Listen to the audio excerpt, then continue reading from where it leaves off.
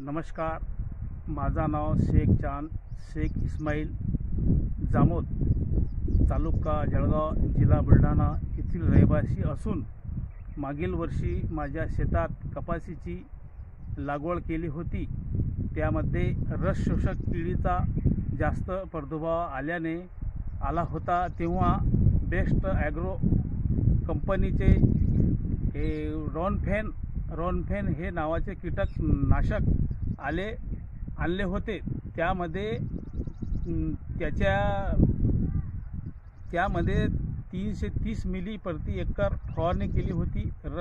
रॉनफेनमुळे माझ्या शेतात रस शोषक किडीचा नायनाट झाला होता। रॉनफेन कपाशीला रस शोषक किडीपासून दूर ठेवते व माझे